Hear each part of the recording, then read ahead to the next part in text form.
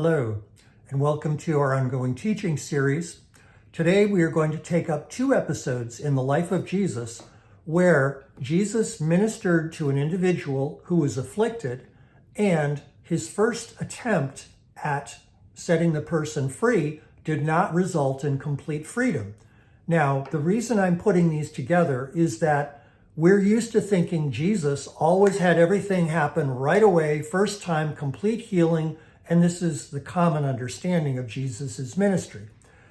I've been looking through the healings and deliverances of Jesus and his disciples for years in great detail. If you want a listing of all of them, email us, multiplyingfreedom@gmail.com, and we'll send you a list of every place in the New Testament where Jesus or his followers, the 12 or later followers, ministered healing or deliverance to an individual. These 2 situations with Jesus, that did not happen. So we'll get right into it. Mark chapter 8, verse 22. They came to Bethsaida, and some people brought him a blind man and begged him to touch him. And he took the blind man by the hand and led him out of the village. And when he had spit on his eyes and laid his hands on him, he asked him, "Did you see anything?" And he looked up and said, "I see men, but they look like trees walking." Then Jesus laid his hands on his eyes again, and he opened his eyes, his sight was restored, and he saw everything clearly. Now, this is very interesting.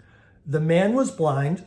Friends of his brought him to Jesus. They heard that Jesus was in the vicinity, and he took the blind man by the hand, leads him away from the crowds out of the village, presumably with some of his disciples. And he said, when he spit on his eyes. Now, we don't know whether he went like this and rubbed it, because it said he put his hands on him, or whether he just, we don't know. The text is not specific. But anyway, first time Jesus does his thing, and he says, "How does it look?" And he says, "People, they look like trees. They don't look like people." How he knew that, we don't know. Whether he'd been blind for a long time or a short time, we're not told.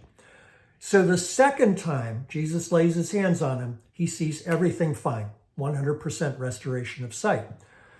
Why do I bring this up? Well, here's a situation where Jesus, the great healer, had to minister twice to an individual with an affliction, and then he was fine. We're not used to thinking of Jesus in those terms. And now I'm going to lay out another one out here. This is the Gerasene demoniac. This is in Mark 5 and Luke 8. This goes into a lot of detail. I'm not going to treat the whole story here. But Jesus is coming to a new region, and he steps out of the boat, and a guy comes over, and it's obvious that this guy is demonized. He looks terrible. He may have chains on him, but he said he broke shackles, he broke chains, and nobody could subdue him. He spent his time in the tombs howling and cutting himself. And in Mark and Luke, what you've got here is 2 descriptions of something that happened. Now I'll bring it up. When he saw Jesus from a distance, he ran and bowed down before him. This is Mark 5, verse 6. And he shouted at the top of his voice, "What have you to do with me, Jesus, Son of the Most High God? Do not torment me." Now, Mark 5, verse 8. This is very interesting. For he had said to him, "Come out of the man, you unclean spirit." Jesus then asked him, "What is your name?" "My name is Legion." And then they had this conversation. Luke says it like this. The man saw Jesus, fell down before him, and shouted, "What have you to do with me, Jesus, Son of the Most High God? I beg you, do not torment me." For Jesus had commanded the unclean spirit to come out of the man. So Jesus sees the man. He understands what's going on. He says, "Come out of him right now." Now, ordinarily, it says in Matthew 8, he cast out the spirits with a word. One sentence, one command, go, and they went. Here, Mark says, for he had said to him, come out of the man. Luke says, for Jesus had commanded the unclean spirit to come out of the man. So after issuing a word of command, with the demon still in there, Jesus asks him, what is your name? Legion. And then you know the rest of the story. He says, go. And they go into the pigs go over the cliff, and it's a terrible mess after that. The reason that I'm focusing on this is you look at these scriptures, we're used to thinking in one-dimensional terms of Jesus, as though he's not even fully human. Well, theologically, most people would say, well, I guess Jesus is fully human and fully divine or something. Theologically, most people haven't thought about this, but this is a very interesting thing. The humanity of Jesus perhaps is coming in here. I don't know. I'm just making a suggestion.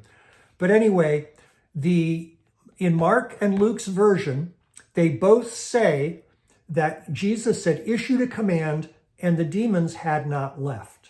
Legion.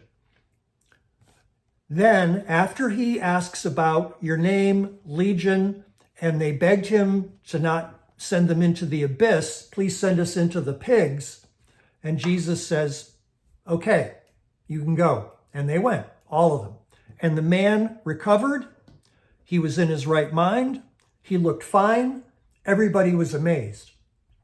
So the reason that I'm putting these two stories together is that here in the scriptures, we see Jesus not getting the desired results the very first time he attempted to. This should encourage us because we've seen this before. We've prayed for people and not seen any visible or noticeable manifestations of healing. We have tried to cast out demons, and we know all of them did not come out at the very least. Sometimes none of them come out, sometimes some, but we know there's more. So be encouraged. If you're in this ministry, even Jesus had times when his first attempt did not produce complete freedom. Be encouraged because we are still learning, growing, studying, and desiring to know more about this ministry. And being familiar with the scriptures can really help us. And here we see two encouraging, to me, types of situations. And again, if you'd like a list of every place where Jesus or his followers cast out demons or healed, email us, multiplyingfreedom@gmail.com. God bless you.